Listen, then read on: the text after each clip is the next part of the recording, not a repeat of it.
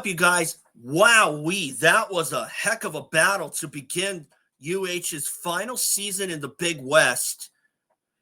And they managed to turn back UC Davis, as you see the score here, 75-69. And fortunately, it wasn't like last season where UH, it was senior night for them the last time they took on Davis, and UH led from start to finish. This time, UH led just about start to finish. They did lose the lead just for a little bit, but what really stood out to me then was the fact that they were able to retake the lead and go on to win. Fortunately, UH started out conference 1-0 for the first time in about 3 years since 2022, when they started out 6-0. Or sorry, 2023. 2022, they started out 6-0. 2023 was when they started out with the first couple wins of the season. After that, it was kind of like Jekyll and Hyde games. That was after winning the Diamond Head Classic, but that was kind of haunting them for much of the season, those Jekyll and Hyde games. But it had been a while since UH started out conference play on a winning note. And I thought that was a good win for them. There are a lot of things to work on. Obviously, they did do that, I'm sure, during practice. The next time they play is tonight against Cal State Fullerton before we go back to non-conference play. And I'm really glad that UH was able to get at least one win and avoid a worst-case scenario of an 0-2 start. That's what happened last year. And although they did win the next 3 games, after that, it was kind of like downhill from that point on. And UH ended up not qualifying for the Big West tournament, finishing 9th overall. But in the meantime, it was much different this year. And I'm going to get into that in a little bit. But first off, guys, remember, subscribe if you think that I'm worth listening to. I will do another recap video after the Cal State Fullerton game tonight. But fortunately, I will have a little bit of extra time because after tonight, they will go back to non-conference play for 2 games against UH Hilo and UTEP. And after that, they'll have the rest of December off. So with that being said, subscribe. That's how they judge us on YouTube. And let's get into this.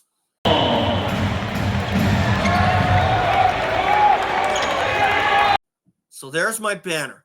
UH defeats UC Davis. 58% at free throw line, won't cut it. 15 turnovers, better than I thought. Now, I will say this, though. When I say 15 turnovers was better than I thought, for some reason, I thought they would be pretty close to 20. And although 15 is kind of close to 20, the fact that it was only 15 was actually a lot better than I thought.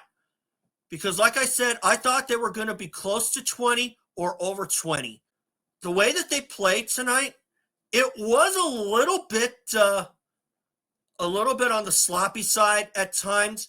But fortunately, UH got out to a good start and took an early 15-5 advantage.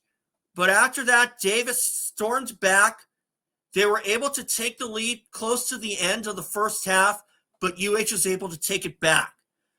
And fortunately, UH got really lucky because they shot 58% at the free throw line. They were 18 for 31. Fortunately, they were able to play solid on defense and offense. And while 58% at the free throw line against another team is likely not going to cut it, they were very lucky to be able to play hard on defense. And fortunately, they took care of the ball pretty decently. The guy who led scoring that night was Dre Bullock, but that was actually pretty fortunate for him because his game could very well have been over in like the first 5 minutes because he had this really scary moment where he tried to go for a slam dunk and ended up on his head. Oh, good. Oh! Wow. Fortunately, he came back to lead UH with 15 points, Hunter Erickson added 14 of his own. And with Isaac Johnson and Harry Rallied saddled with foul trouble, Yacine Toumi came up for a big game for himself with 13, and he was able to provide a lot of energy in the post. So I was very, very encouraged by that. To see Toumi put in this kind of performance shows me that he came ready to go after Johnson and Rallied were saddled with foul trouble. Unfortunately, both guys didn't break more than 5 points. Johnson had only 4, and Rallied had just 2. So Yacine Toumi had to carry the load, and he handled it like a champ. So my props to him. And if I were to give a player the game that night, I would have to give that nod to Yacine Toumi, because the way that he played, he kind of reminded me a little bit of Bernardo da Silva when he was here. But another guy that he also kind of reminds me of is Ahmet Guy. And Guy is from 20 years ago, almost anyway.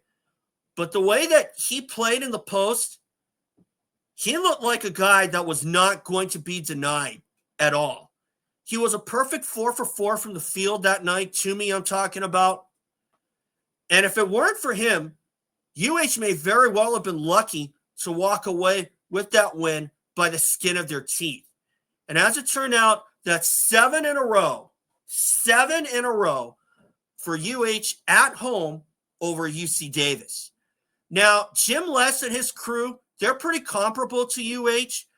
And it seems like every time we go up against them, there's always one of the returnees or 2 of the returnees that ends up becoming the cream of the crop for them in their season.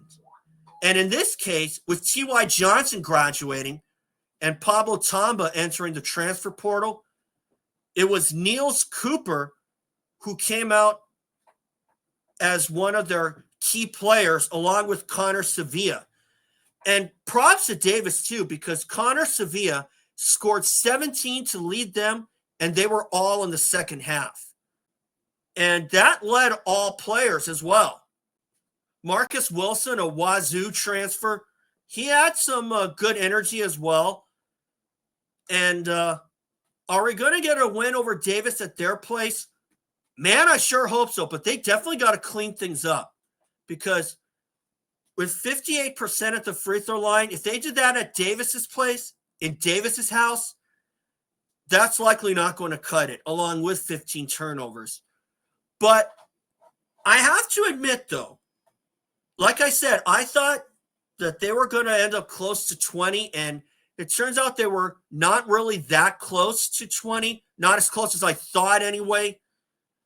But if they can tone down the turnovers and make some more free throws when it counts, fortunately they did. They're going to be tough to beat, UH I'm talking about. But fortunately, I have to give a lot of credit to Aaron Hunken-Clater of UH, because he finally got things together towards the end and made 5 straight free throws, especially on a night where free throws were kind of troublesome for UH as well, missing 13 of them.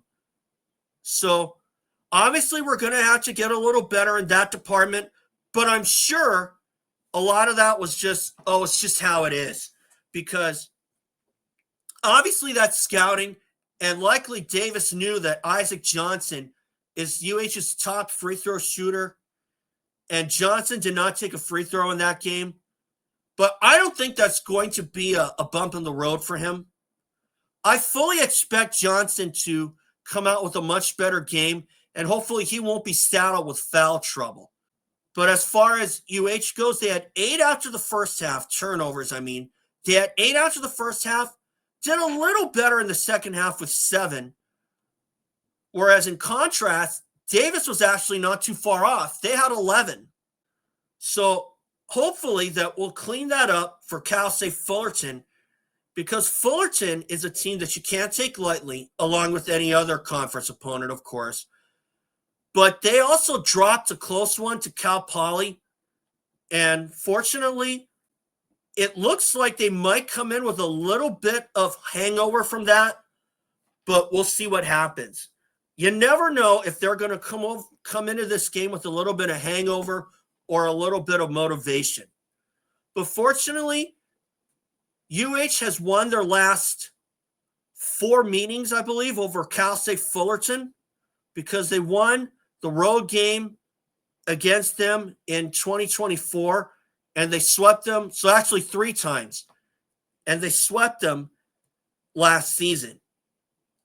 So obviously we're going to have to come in with a lot of fire.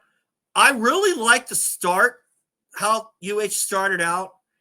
And if they can come in with another good start, they will be tough to beat if you're Cal State Fullerton.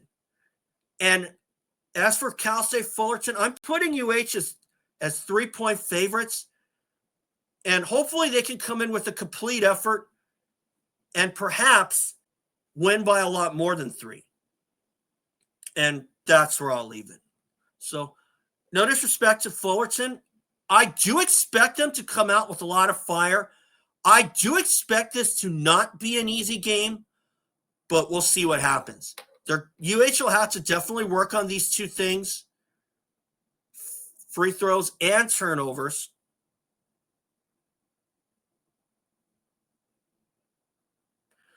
So hopefully we'll come in with a lot better performance. And maybe now that we got a couple conference games under our belts, we'll start to play a little bit more expected, at a little more expected level. So hopefully that will happen. In the meantime, thanks, you guys. Remember, subscribe, and I'll see you all after the Cal State Fullerton game. Go Bows!